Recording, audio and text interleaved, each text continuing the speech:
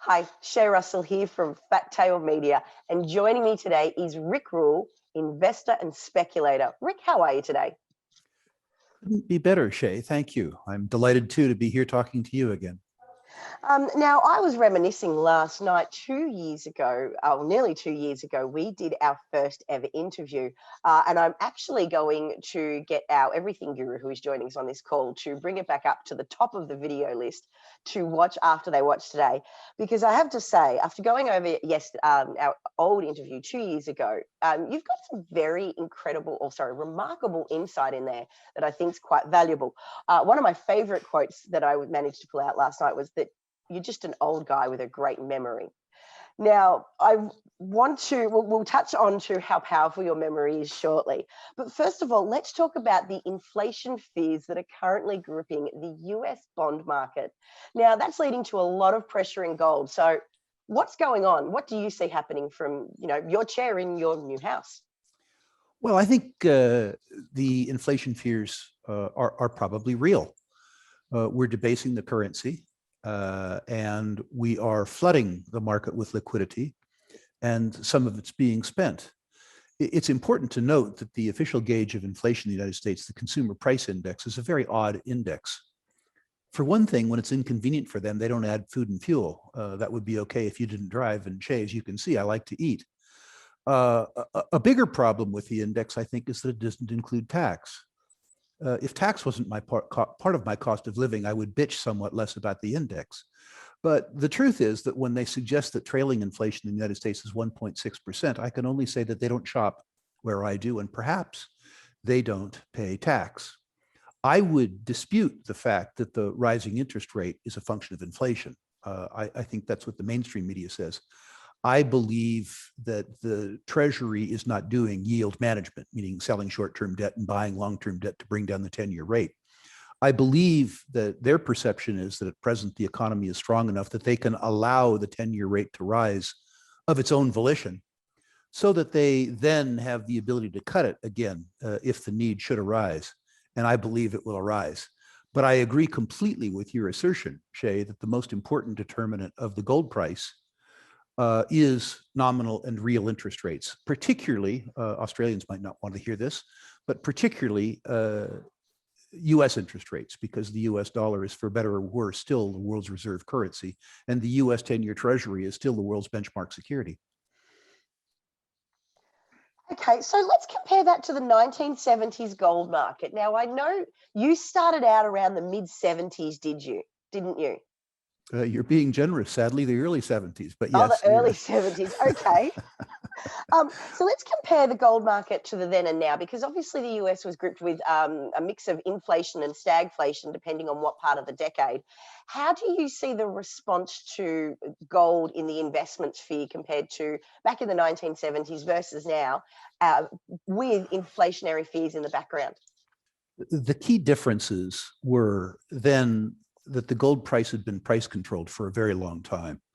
So it was artificially cheap. It began the decade at a price controlled $35 and of course ended the decade at an uncontrolled $850. A different circumstance then was that the Fed was less in control of the interest rate than the market was. Meaning that interest rates and a response to interest rate was set more by supply and demand for credit and deposit products than it is now. The third difference was the way that inflation was calculated then is very different now. The CPI stated rate of inflation includes things like hedonistic differences, which says that even though your house sells for more, if it's nicer, they ascribe a value to it. Some would say that the inflation rate, as described then, was more accurate than now. I'm not smart enough to tell you whether that's the truth or not. I would point out, however, that for much of the decade of the 70s, although the nominal interest rate was high, the real interest rate was low because the rate of inflation was going up faster than the interest rate was. And I think that the level of real interest rates and the fear about the direction of real interest rates in the future, which is to say the efficacy of savings, is what propels the gold price then and now. Now, while we have you here in the 70s, I just wanted to throw something out there because it's not often that young people get to hear directly from somebody who has weathered a few bull and bear markets. And also, obviously, with, Gen Z coming into the investment sphere, and clearly they're tech savvy, they're going to be accessing markets in a way that, even people of my generation couldn't access back when we were younger. What how do you have any suggestions or advice, or even how do you compare what it was like when you started out compared to literally the kids of today starting out on their investment journey? Well, Shae, as your resident fossil, I would I would say Sorry. that today's investors have a lot of advantages that we didn't have, and they're all technology. First of all, if you are agile with technology, you don't have to know very much because Google knows it all. They know what's wrong. They know what's not wrong. They have access to all the facts, and they have access to all the fiction. But it's all there in one place. You can go get it. The access to information, all joking aside, is a tremendous advantage that young people have. Young people have a different advantage too, in that the transaction in information and paradigm is peer-to-peer. When I was a young man, the information was fed to us. It was fed to us by our government. It was fed to us by the academy, that is to say, the educational establishment. It was fed to us by investment banks who might not have had our best interests at heart. And now there are a million sources of information, including Shae Russell, and the democratization of information combined with the democratization of access to information makes this the most empowered generation on earth. When I was a young man, schooled in value investing by Peter Cundall, we would characteristically get 5 years of annual reports and 5 years of quarterly reports for companies, pull the staples out. Many young people don't know what staples are, but suffice it to say, they're a hindrance to investment performance. And we would lay all of these pages out on a great big conference table in order to do various ratios against literally, 40 quarterly P&Ls and balance sheets. Now, even a technological Luddite like myself can accomplish that on either Bloomberg or Icon almost instantaneously with several clicks of a mouse. And the ability to assimilate, annotate, and analyze information instantaneously online and verify that by comparing your notes with your peers via email or shared screen is an absolutely astonishing advantage. We would pore over this old publication called the Pink Sheets, which was something that had closely held companies in the United States looking for various investment attributes. I can go on Bloomberg now to find deep value under cash flow positive negative enterprise value, which is to say companies whose current assets are more than their market cap. And I can do 6 months worth of work in 30 or 40 seconds. This is, to me, astonishing. I'm certain that it will prolong my career, for better or for worse. We can't have you disappearing just yet, Rick. We still need you. No All fears. right. Now, I'm actually glad you talked about the technology advantage because now I want to talk about battery metals. Now, this has been an incredibly hot subject. So, first of all, we're going to start with maybe the lithium story because there's battery metals isn't just one story. There's quite a lot of things. Now, earlier in the week or maybe last week, I said with with a colleague on this channel that perhaps the lithium story is overdone. I mean, what is the price of lithium's up something crazy like 80% so far this year. So is lithium, has it run too far, too fast, or are there other battery metals that we need to be looking at? Well, lithium has run too far too fast, but in the near term, it can keep going. It's important to note that the world has no shortage of lithium. I grew up in the oil and gas business and the geothermal business, and in both businesses, we considered when I was a young man lithium to be a waste material. In other words, we paid to get rid of it. Demand for lithium is growing very, very, very rapidly, but the world is still awash in elemental lithium. What we lack is the processing capacity to convert the latent lithium, which is in the ground and already been discovered, into chemicals that are suitable, as an example, for the battery revolution. The second largest lithium producer in the world, SQM in Chile, in their last annual report said that they're down to 85 years of lithium reserves. They're not bothering to explore for any because they already have lots. What they don't have is productive capacity, given the fact that demand has grown so quickly. So a fortune is going to be made in lithium, and it's going to be made by the big four companies that already produce it.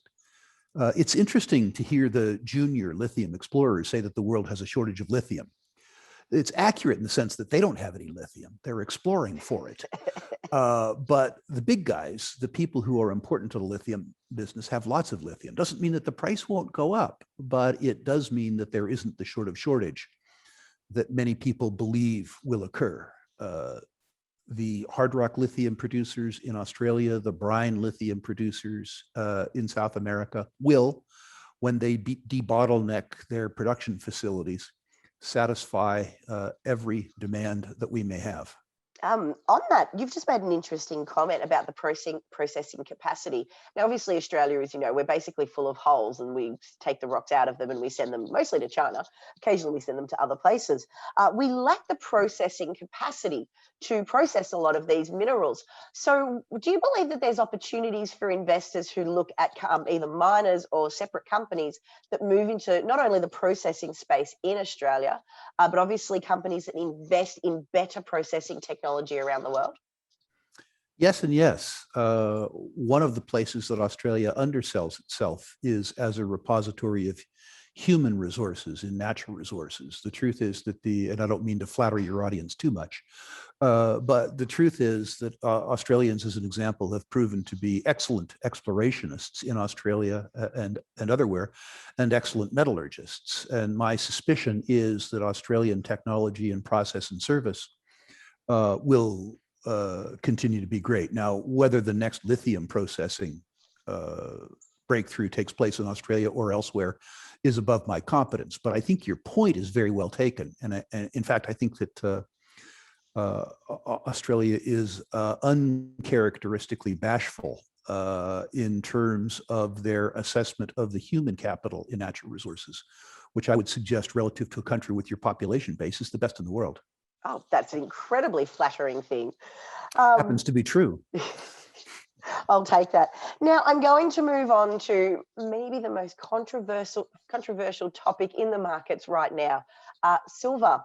There's been, look, it depends on which rabbit hole you fall down on the internet, and some are more interesting or some are more crazy than the others, and that is what's happening with the silver market. Now, if we go back, what is it, 8 weeks now, when the GameStoppers, Reddit moved from GameStop to the silver market, there was this idea that they were going to squeeze silver and they were going to break COMEX. Now, COMEX is still standing, and silver is still trading under $30 US an ounce. So what's happening in silver if the Reddit crowd aren't able to break either COMEX or silver? But also too, are we seeing more of an interest moving into the silver market that may eventually push the price higher? Good question, Shae. It'll get you and I both lots of hate mail in terms of my response. I wouldn't describe the COMEX as fragile, because remember, the COMEX is run by the COMEX and it's run for their own benefit. And we'll get back to that in a moment. But silver is a structurally challenged market, in the sense that very frequently on a daily basis, 200 times the silver trades as is available for good delivery, not on a weekly basis or a monthly basis or an annual basis, but rather it is frequent that 200 times the quantity of silver available for good delivery trades on a daily basis on the COMEX. That gives rise, I believe, to short-term, not long-term, but short-term manipulation. When you think about a business as structurally leveraged as silver trading is, if somebody, as an example, established a laddered short position in the futures market and then affected a transaction, a fairly small transaction in the physical market, like dumping a bunch of silver at midnight when there was nobody around to buy it, you could impact the tail, which is to say the futures market, and make a lot of money in the shorts. I think that happens. If you had asked me 6 weeks ago, Shae, and I'm delighted that you didn't, whether a bunch of kids with cell phones could impact the silver market, I would have said the kids are going to get an enormous collective spanking in this, because the silver market, in terms of its market capitalization, is enormously bigger than the GameStop market.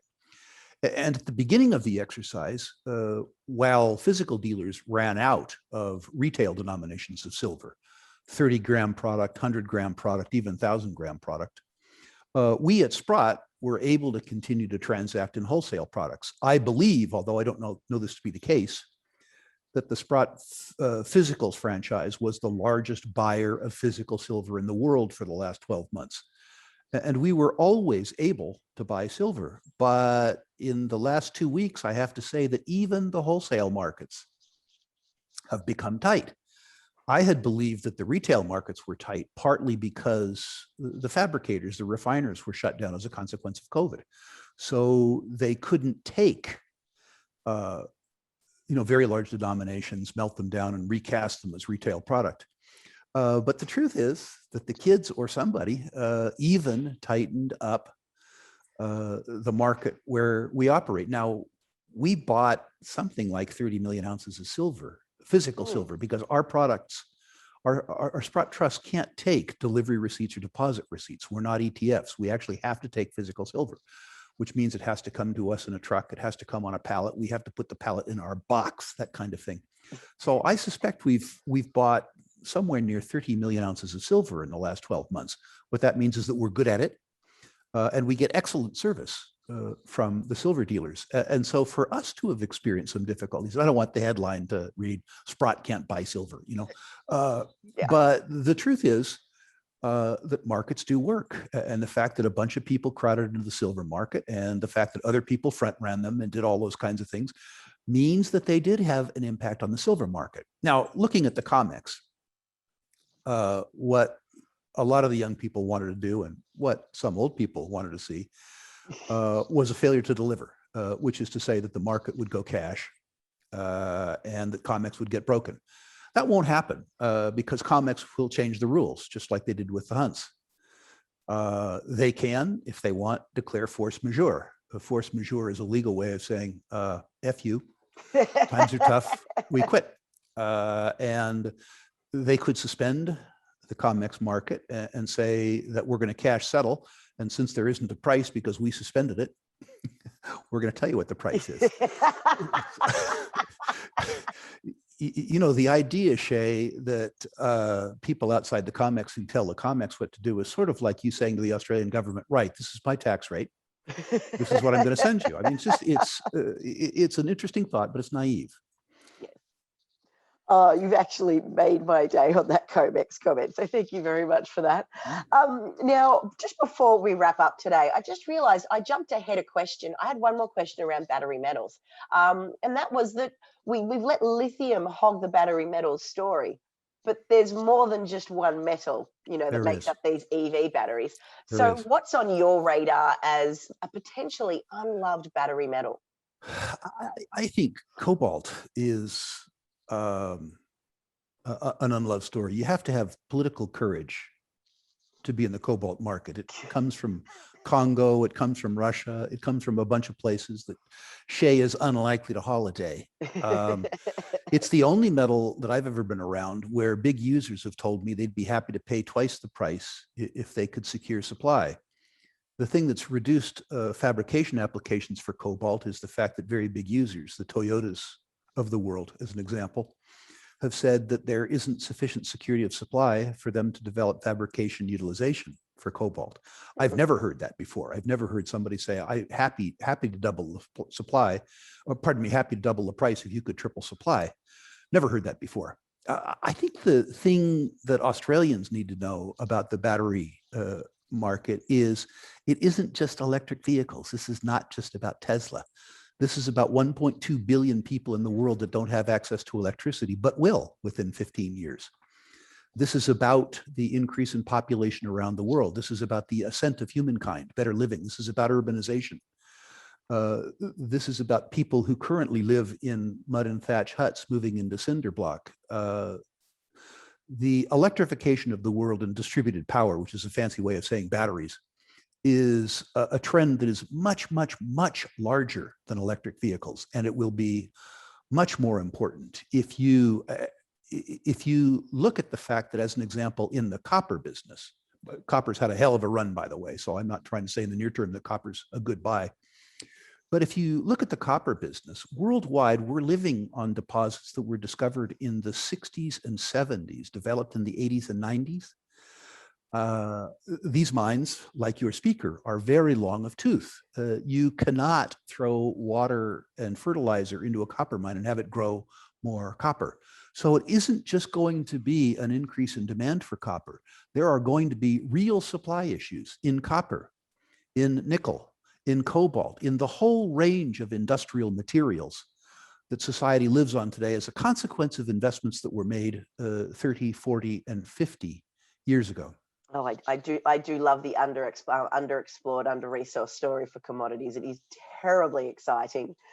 Now, that's unfortunately all we've got time for today. As usual, Rick, it's been wonderful chatting with you. Now, before we go, are you still offering to rank people's portfolios? I absolutely am. I'm delighted to say I've ranked about 20,000 of them now. Oh, wow. And it's a wonderful way to start conversations with investors. Any investor who would like me to rate their natural resource portfolio, please no cannabis stocks, please no tech stocks. No banks. Send those to my former employer, SprottUSA.com/rankings, SprottUSA.com/rankings. In return, on a no obligation basis, I will rank your portfolio 1 to 10, 1 being best, 10 being, let's just say, not so good. I will comment on individual issues where I think my comments might have value. You'll be happy to note I've upgraded your syndicate stock. And I will also, for those who care, if they say charts, send a 100-year commodity chart, which is a great visualization of the discussion that we just had, and a 50-year gold equities chart, the Barron's Gold Mining Index. Once again, SprottUSA.com/rankings. I'm about 600 rankings behind, so be patient with me, please. I'm impressed that you've done 20,000 rankings. That's a remarkable amount. I am too. Yeah. Are you enjoying talking to everybody? I do. Yeah. I do. You know, I'm a very lucky guy. I joke I'd do this for free if it didn't pay so well. Look, I will have to leave it there. As usual, it's wonderful talking with you, and I look forward to seeing you around the net. I look forward to that too. Thank you for having me on. No worries. Thanks, Rick. See you later.